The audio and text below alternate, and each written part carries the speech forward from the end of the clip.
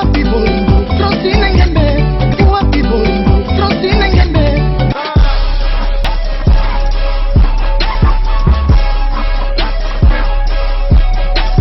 CongoDialogue.com.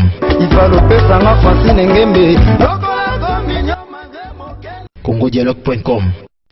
Ah oui, merci encore une fois de choisir www.congodialogue.com, toujours dans le cadre de votre émission Découverte.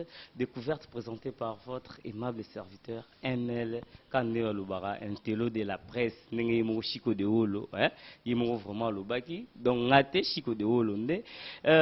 Déjà, grand merci à celle que j'appelle femme de valeur, Francine Ngembe 100% canon, donc on échange à thé. Merci à toi parce que il y a vraiment moi opportunité où il y a Bolandabiso de partout, donc tout le monde entier quoi, donc Bolandabiso en ce moment. Alors quand on est au Messana dans l'émission Nabiso découverte, tu y a Melarabino Batumo Boubalo Barbablo au moment où il y a réveillé, hein, donc intellect où il a laki. Donc déjà là sur ce plateau, tu en as Bob Tanga, oh, une fois tous arana déjà dans le même plateau oh, pour que tout le belamo ma solo ou Italie composition ba musicien nabiso. Lui c'est un parolier, déjà nabiso. Ah, je pense que réalisateur Arzabiso pour que to beta sou li solo to e balelo a elibiso li solo ni. Alors déjà Bob Tanga, bonjour. Bonjour Malou, donc na sepeli susu ndeto zongi. Nga tant que parolier na yeli susu. Na idéologie à Sika, bêtise zéro est la devise, la conception mon Nathalie en tant que parolier par rapport à ma texte, ma inspiration, c'est-à-dire bolamu ezoye bana souste parce que ma bé ya onde comme bolamu. Alors tant que ma bé et ozalaka ma bé bolamu rozala, mais tant que ma bé comme bolamu c'est que bolamu to lobela ngo souté donc banti valeur ya onde comme on dirait vécu quotidien. Domaine culturel, domaine social, domaine politique. Donc, bêtise zéro. Donc, on a déchiffré, on a expliqué pourquoi bêtise zéro, zéro bêtise. Donc, on peut avoir un disque d'or sans chanter des bêtises. Maître Gims na France, qu'on a cartonné, na ba texte nini. Papa Mbatole la ga le roi Mbanini. Lelo commis génération, lelo motopo simba faut gaga glisser kaka bêtise. Donc, donc, bêtise. Qu'est-ce que tu appelles bêtise d'abord? Bêtise, bon, si on a bien définir littéralement bêtise, mais bêtise, c'est comment peut-être Moutoisa corrompu, mais c'est lui qui lutte contre la corruption. Ça, c'est une bêtise, par exemple. Un artiste musicien a éduqué à masse. Mais à comme sous destructeur ya masse. Au moins, Moutoisa l'album a pési comme on a apostolat. Mais titre phare, grand titre, petit titre, fais attendre moi nuance mogo mutolobi par exemple album no ko 16e apôtre. Tous la to comme maramba expiation, maramba Babylone oro, ba mela malala ba simba ba dendo mais ça les a le roi mutu, ala professeur à chimie m'a ébi formé la maïté mais ça c'est une bêtise quand même. Bêtise aux lobela, eza bêtise au biso toyebi wana te. Oya eza bêtise ya mutu azokende à la contre elo wazoloba ou comment? Na kenango na cadre ya na généralisant, c'est-à-dire ceux na kenango na domaine culturel, pas d'artiste. Les loyo bazara ba pornographe te, bazara ba artiste musicien, bazara ba rôle yako, rôle mongo la musique a dessus le mers. Mais toute la musique n'est pas dessus mers, il y a des musiques qui ont détruit les sources de bébisa. Comparer à la pornographe, ça veut dire pornographe, c'est-à-dire identité na yango wana za pornographe. Mais Moutalobi que c'est un artiste musicien. Mais so landeli au fond maramba osa les anango azo étiqueté mazo détruire quand même. Moi je me dis que wana vous savez, ce tolongo même n'a pas artiste musicien, artiste tout, œuvre na bango ezara na ba message. So ok pas ba scripteur, so que message est là on a ngolo babou. Ok même pas ba peintre, mais kaka ba musicien so landi ba texte na bango mais moyen té. Bêtise na bêtise donc moyen té. Hein? Moyen té. Bêtise na sens oyo lo belo bêtise o bisoto yebi wana boya bêtise. Bêtise wana banzembe za on a repé cet exemple. Muto manette la simba malala, simba dendo, mela malala. Oh, so linga en poso. Après, le bien, ok, bon, 4 lettres. Sukola matakouin, babilo, bon. Ça, non, pas. Oh, non. En fait, Mela Malala. En fait, yo ebi Malala. C'est-à-dire quoi? C'est-à-dire quoi? Bah, au code, on met ça bêtise. Et on a lobby penakati à Nzemu, on a pour la salle, on chambre bimba, bêtise 0. Et on a lobby que, tolité contre banti valeur, bêtise tondinde nandoule ya lelo. Ezama wa mingi, ba texta ba bêtise na musical lelo. Ndula Congo ekotinde na cercle à 2 mètres nangwezo koma na cimetière. Adoucir le mers, agréable à l'oreille. Et dit qu'on la société bobangi pona génération lelo motopo esimba fo yemba kaka bêtise. Ndula Congo ekomi okende wapi? Bêtises zéro, défendons notre culture avec des chants qui ne contiennent pas des bêtises. C'est possible quand même. Alléluia, Ezaga, Kebanze, Mumungo Boé, non. C'est moins été. Babi Sukola Matana Point. Bino bo interprétant on est. Ya on a le big Nzemba bêtise zéro. Ezaga na domaine culturel té. Pour on dit politique des chapeaux taranyoso. Pour on a comment censurer mais dans un monopole à censurer. Lo abon to on a RDC. On a un corrompu, mais c'est lui qui lutte pour la corruption. Donc, bêtises, c'est dans la forme, mais moi, ce qui est dans le sens figuré, tu déchiffrer bêtises.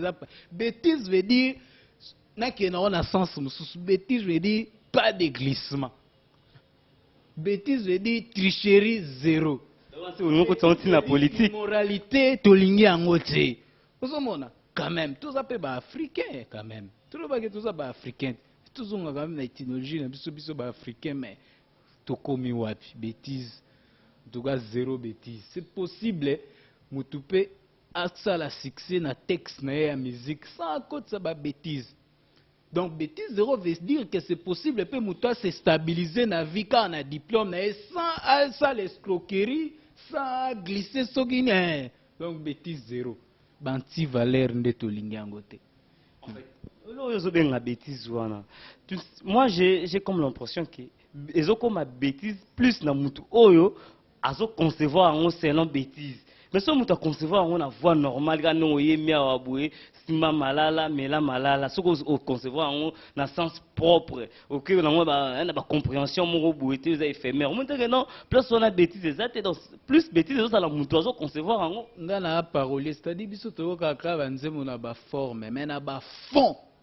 Soit il m'a expliqué que l'oko est lingo le babo et peut-être bah comprendre tout le monde m'a dit que bord na plan d'abord c'est ce qui c'est à bolingo mais bisanga wana ou le bani mais on s'attaque plus na Kofi on dirait mais il n'a pas comme le roi père à bêtise na Congo parent bêtise na musique mais ça y est bon na ebité Kofi c'est un grand artiste et puis on dit ami bakati place à Zalara vraiment bon ba evre Kofi Olomide aza nango aza parmi ba donc otanga ye aza pina mena ye bakate ilongo nini juste ezwaka ye acha dévier kaka azalaka mutu moko c'est vrai que yembela ta bolingo te ata bato ayemba bana Congo yebi aloba bilo même mikolo ekomi kaka o non ça non zéro bêtise. Maître Gims nani akoka na Maître Gims ayembaka nini so ine bêtise ezai. C'est le passage au point de sa musique à Congo na médiocrité. C'est que, mais na évité na ba quoi mambo ba vie beaucoup ba tout banga ba na mara ba bêtise. Donc zéro bêtise. Bon, parlons un peu tout côté na mamba bêtise voilà sur le plan social boui. Yozo benga bêtise. Moi, j'ai comme l'impression de comprendre on a un sens en tant que parolier, mais sens où on va comprendre la bêtise. Parce que quand on se dit bêtise, tout le monde a dit moi si, na mubali, on a une bêtise. Mais oui, on est dans le bat. Et d'ailleurs, on a pas par exemple à Sukola Matakouin. On les a codés, ils ont codé. Ils ont codé, ils ont bêtise. Ngana parolier d'ailleurs écoute il y a des amis paroliers au balinga surtout travailler tu peux aussi battre texte musique et ça c'est-à-dire message aux op ça wana mais et puis ça fait quoi c'est-à-dire la musique doit aussi amener quelqu'un à réfléchir mutuera yo qui par exemple nzembo mutalobi et après mutayo ki nzembo mo be memi na réflexion mais banzembo yo bi Sukola Matakouin Et après, qu'est-ce que ça va donner? Qu'est-ce que ça veut dire? C'est quoi le matin quoi? On est en train de coder en mais ça bêtise. Ils ont contre. Mais ça bêtise. Donc, bêtise, il y a au sakanate. L'andana au texte, on a rien, on habite au cabanze, on a ba forme fond. Au linika, poso, après poso, keba, on reçoit 4 lettres. Oh, biso tout est big et pour moutoza malade, une fois qu'il y a un poso. Bon, et la zone, mais il c'est-à-dire, un fond yango ana. Yango ana bêtise na bêtise. So, maman, eba, makamba, otenga mate, menga na bota mate. Biso tenga mwana, ba position, wana, to komi nani na kam. D'ailleurs, écoute, un artiste moi à Congo a Imba Kamasutra. Kamasutra, selon la culture indienne, veut dire ce sont des positions sexuelles au balaksa en abamo seka.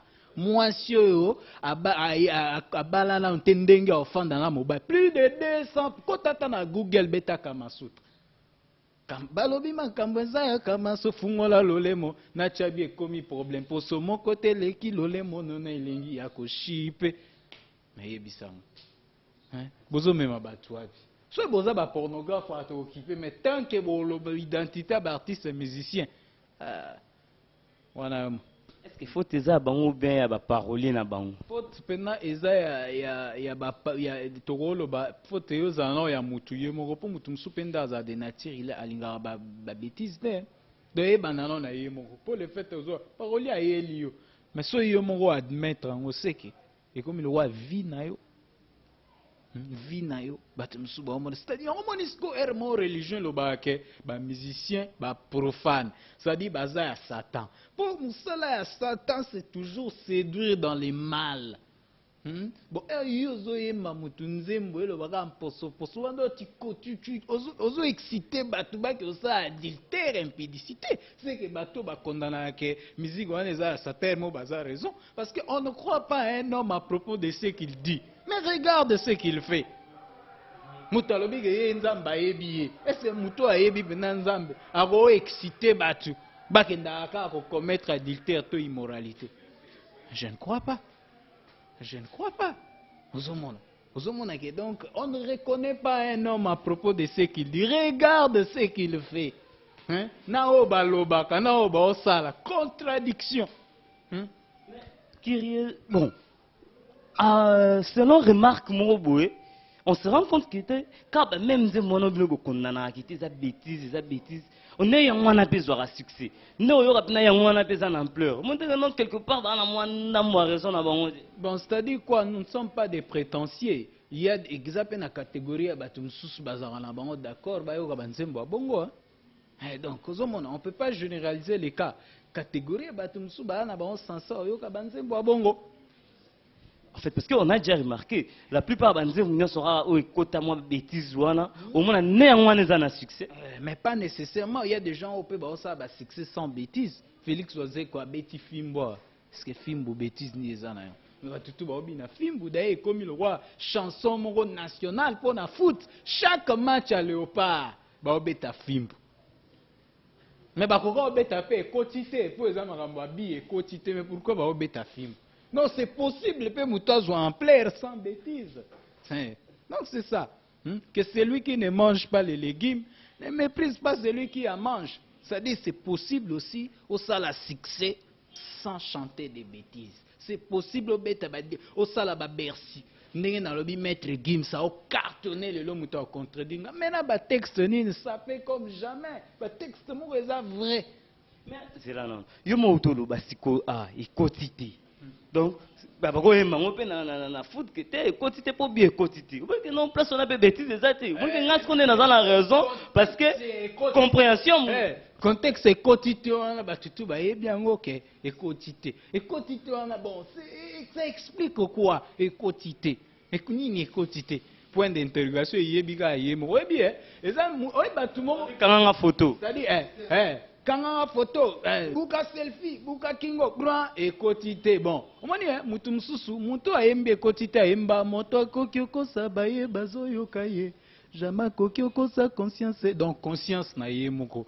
Yemo aema danzemo. Yebi so e quotité wana lo baranine. Yemo va répondre quotité. Quoi yemba moto kokyoko sabaye, mais conscience na jamais. Et puis eza na eloko ekoki kobanga koreproche lokwa ya conscience na yo te oyebi ke conscience ekogaze yo même si oza général conscience eyeba rang social ya motu te donc conscience na ye sikoyo nde kojuge ye bien zéro bêtise tolite contre banti valeur bêtise ekoti na ndule donc musique ya Congo ekende na kufa papa wemba yemba nini zéro bêtise Redi Amis zéro bêtise on a chanté papa wemba kutwa yemba nini zéro bêtise Félix Oise kwa kutu philosophe Pepe Kale Grand Kale Wendo Poète Lutumba Jean Goba Lokwa Tabulei Menea donc c'est-à-dire batu mususu basala ba cartonna na bango pe mais sans chanter des bêtises. Alors nzembo boye nzembo kitoko boye na yoka déjà na mélodie alors oso préféré yo moko yemba ngo ou bien ça déjà na za nzembo oyo proposer déjà mutu mo yemba na bule foka na memelango elle fait na so waze quoi po jamais pesa da position na pesa position te po au moins c'est-à-dire bêtise c'est-à-dire jamais okozwa mutu ayembaka bêtise yepe apmema message à zéro bêtise donc faut na message na mutu faut qu'il y ait quand même la cohésion au moins on ba psychologue baloba il contredit avec son message ça le roi mutu ayembe la délinquance mais yemo aza torse ni ba on demande ni alors nzemba boye bisanga so inanya esimba te mais mutu akoyemba ngopi batu ba yoka. La charité bien ordonnée commence par soi-même, c'est-à-dire le rôle on l'a tout potité au mot donc faut que waze gonda yemba pour y ayemba ga bêtise pour zoaper en plaire. Alors concept yanze mwana ezo toucher ba domaine nini ka ya musique kaka ou comment toke pe na ba domaine moko ba effet social to mona ngo trois au mona un divorcé mais nda za modèle pour na ba marié. Ça c'est une bêtise. Un divorcé, mais il a un modèle pour ne pas marier. Explique-toi. C'est-à-dire quoi? Au moins, il y a le roi qui a échoué en mathématiques, mais il a fait secours en mathématiques. Il dit alors, mais comment la charité bien ordonnée commence par on donne que ce qu'on a. On m'a corrompu, mais c'est lui qui lutte pour la corruption. Ça, mais ça. Professeur à chimie, mais oko aébi formé la maïté. Ambassadeur itinérant, mais moi j'ai un problème itinéraire. Ça dit blo bon. Tout le monde est trop dans Congo vraiment. Bêtise. Bêtise. Zéro bêtise. Sens mot pas figuré. Figure visa pe bêtise. Donc ils ont touché le domaine belé la vie bêtise. Domaine belé. Au monde on a immoral, mais à côté à batu moralité. Coulonaire mais a conseillé immoral mais nda ote ya batu moralité batu ba ondimande batu ba ondimate bêtise zéro c'est-à-dire donc est-ce que le message wana ya zéro bêtise ou bêtise zéro est-ce que ils ont concerné pe ba politiciens oui parce que tolérance zéro corruption zéro devise bêtise pe zéro c'est-à-dire, comment beaucoup un Belge pour botiner comme ambassadeur à Bruxelles, par exemple. Béassi Kouazadi était chef chef de l'État. Il est de nationalité belge, mais il a été envoyé comme ambassadeur. Mais ça, c'est comment un Belge encore? Mais oui, Belge, mais comment vous nous envoyez encore un Belge ici pour vous représenter? Ça, des bêtises comme ça quand même. Un Belge, mais c'est lui qui doit être un ambassadeur. Mais ça, c'est une bêtise quand même. Voilà, c'est une preuve.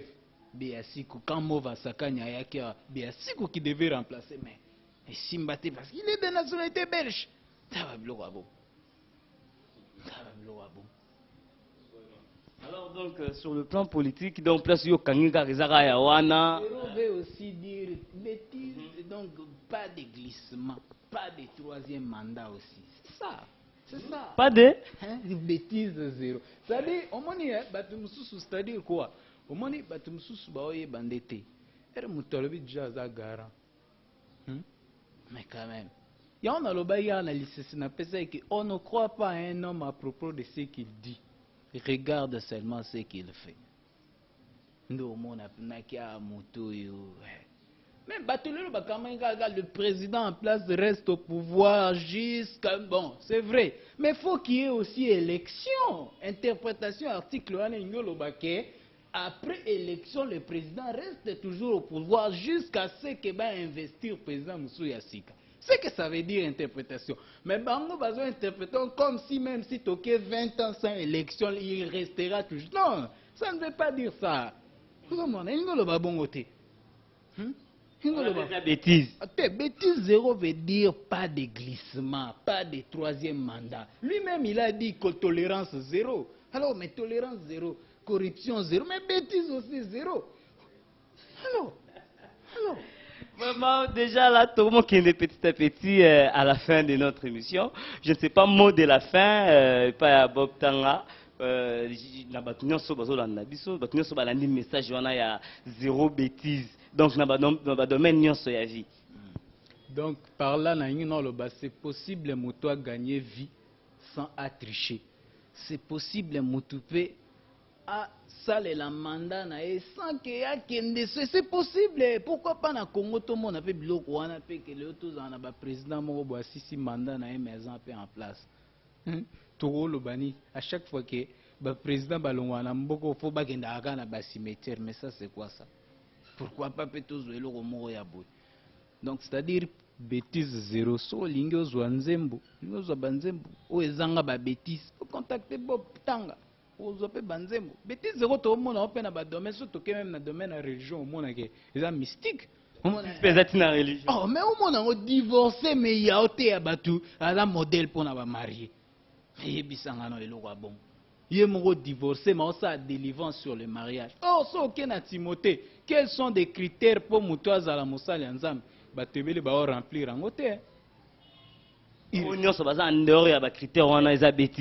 Mais oui, le christianisme, c'est comme le droit. Même Paul, on a constitutionnaliste. C'est-à-dire, il y a un peu de moboko dans l'église, fondement, n'enge marambo fou et tambola.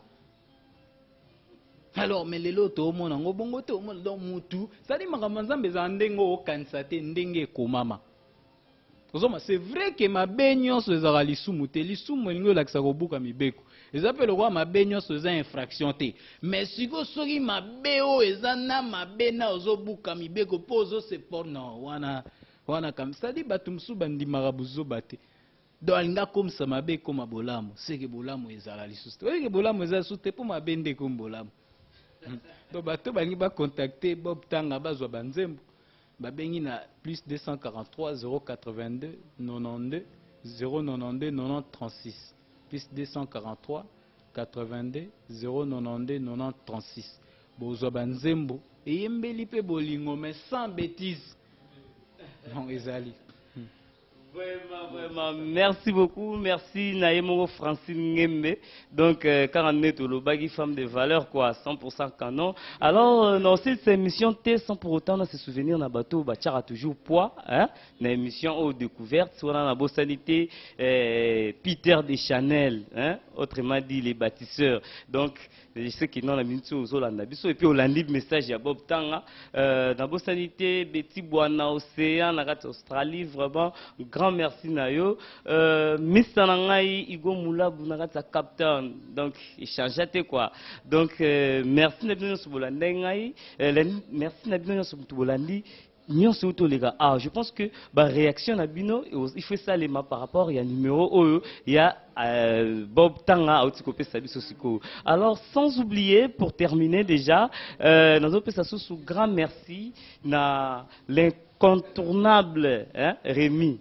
Donc, les contournables, les ça déjà dans Bakini, donc Nabi qui était après Awa Mansolé Zali, les jumeaux les plus célèbres, Murphy Mouma, Natoni Mouma, vraiment, grand merci à vous. Quant à moi, je vous dis au revoir. Grand merci d'abord en espace au Sibiso Oyo, donc chez Archie Studio, donc Zara Nakata Minza, donc na Minza Studio, ma casse pour l'enregistrement, na poto, donc Herbo Kiti na Kini, Sogote na Salamo Logo Moro Boué, donc Kiti Zara na Minza, donc Archie Studio, donc quoi. Alors jusque-là, restez branchés, connectés sur www.congodialogue et au prochain numéro. Ciao.